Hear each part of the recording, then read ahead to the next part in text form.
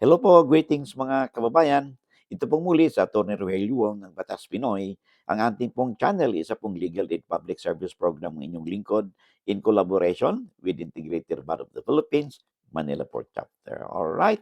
So, okay, let's now proceed with this topic na ating pong tatalakay ngayon.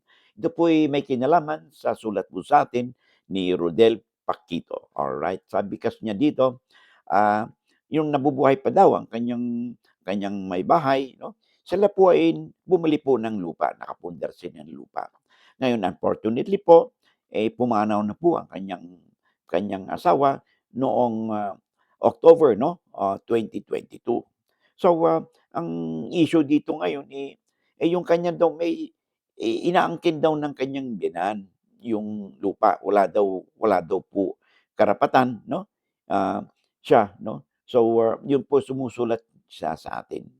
Nagtatanong kung ano ba talaga ang batas tungkol dito. Okay? So, anyway, para wala tayong ma-miss, no? Excuse me, ay basahin na lang natin ang sulat niya sa atin. Sabi niya, magandang hapon po. Sir, tanong ko lang, may lupa po kaming nabili ng mag-asawa nung nasa abroad pa po siya.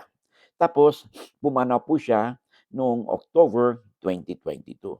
Tapos ngayon, nag-claim ang biyenan ko na wala daw akong karapatan sa conjugal namin ng asawa. Ay ano po ang dapat kong gawin? Una, hindi naman tama po yung pananaw ng inyong biyenan na dahil nawala na, pumanaw na yung kanyang anak na asawa ninyo, ay wala na kayong karapatan. Ito po yung sabi nga ninyo, nabili niyo mag-asawa, during the time na kayo mag-asawa na, ayon po sa ating, sa ating family code o civil code, depende po kung kailan kayo nakasal, lahat po ng properties na nabili o na-acquire ng mag-asawa during their marriage, no, could be part of your conjugal property or absolute community property. So wala pong basehan ang sabi ng inyong biyenan na wala kayong karapatan. Dahil una, ito po ay conjugal property ninyo, absolute community property ninyo. So ang mangyari po niyan, ang totoong walang karapatan po ay ang inyong pong biyenan po, wala silang karapatan. Because ang biyenan po ninyo, hindi sila maituturing na tinatawag nating compulsory heirs. Okay? Ayon sa batas po natin, ang mga compulsory heirs po nung pumanaw ay hindi po maaaring pagkaitan ng mana. So sino po yun? Siyempre kayo po at ang inyong mga anak. Sila po ay maituturing o kayo ay matuturing na mga compulsory heirs. Kayo po bilang surviving spouse ay entitled din po kayo na magmana sa mga naiwang ari-arian ng inyong may bahay. So, ang hatian po niyan ay ganito. Kasi conjugal po yan, no? Ang kalahati po niyan ay mapupunta po sa inyo bilang inyong share po ninyo sa inyong absolute community property or conjugal property po ninyo, kalahati. Yung natirang kalahati po sa mga naipundar ninyo, ito po equally divided po sa inyo at saka sa inyong mga anak. Halimbawa, apat na anak po ninyo. Itong natirang kalahati po, paglilimahin po yan. Bakit 5? Ang anak po ninyo at saka ikaw, 5. Kayo po ay mga tinatawag na compulsory heirs. Yung po ang hatian.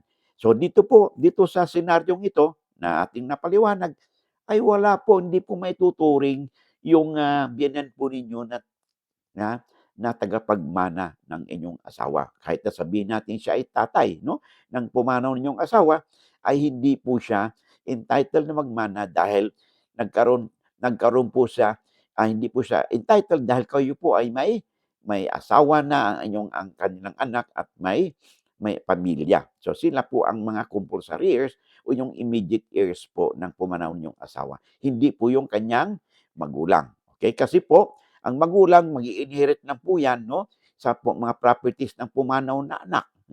Kung sakaling ang pumanaw na anak ay walang asawa, walang anak. Okay? Saka papasok ngayon si magulang.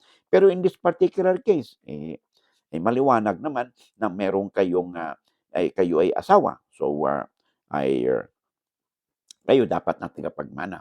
Ibang usapan yun, halimbawa, kung kayo ay may mag-asawa kayo, wala kayong anak. So, in this particular case, kung wala kayong anak, okay, gano'n pa rin ang magiging partihan niyan. Yung kalahati po niyan ay mapupunta po sa inyo bilang conjugal share ninyo. Yung natirang kalahati, abay paghati-hatian po ninyo, ikaw at saka yung biyenan ninyo, kung wala kayong anak. Pero kung may anak kayo, wala na po, itsapuwera po si biyenan, okay? Kayo po bilang mga compulsory heirs, ang siya pong may karapatan na magmana sa mga naipundar na ari-arian at naiwang ari-arian o estate ng inyong pumanaw na asawa. Okay? So, I hope maliwanag po yan, no? Rodel Paquito. Alright, maraming salamat sa inyong sulat, no? And I hope nabigyan natin ng katugunan ang sulat sa atin ni Paquito. Alright, and ni Rodel. Alright, maraming salamat. O bago tayo magpatuloy, no? May good news po tayo. Ang Batas Pinoy po, meron na po tayong page, no? Account po dito sa Facebook. So you could visit me there. Paki-follow po, no, ang ating bagong account kasi kabubukas pa lang po nito. And wala pa po siguro sa mabibilang pa lang sa daliri po mga nagpa-follow po dito. So paki-spread po yung good news po natin sa kaibigan, kamag-anak, kakilala po ninyo. At kung kayo may Facebook account, mas convenient you could visit me there para mapalawig pa natin ang oportunidad natin na ma-reach out ang ating mga kabayan, masagot po ang katanungan sa abot po ng ating makakaya sa comment section po. Doon kayo pumunta po sa comment section at doon ko rin po kayo masasagot. Okay? Maraming salamat. Of course, sa mga existing po natin, mga sharers, likers, and subscribers po natin sa YouTube, I would like to make use of this opportunity na mapasalamatan po kayo sa inyong suporta po sa atin. Kung hindi po sa inyong suporta dito sa YouTube, no, ay baka hindi na po natin magpatuloy pa ang ating advokasya. Because of your support, no, sa kasusubscribe ninyo sa amin, ka-shares and likes po ninyo, ay nagkakaroon po tayo ng inspiration, motivation para pagpatuloy po ang ating advokasya. And of course, ang alam pa po ninyo, ang batis ko ayon sa datos po ng YouTube, no? Na more than 60% po ng ating viewers ay hindi pa po subscribers. So kung kayo po isa po doon at if you find our videos interesting and informative, hindi naman po siguro sa kalabisan, no?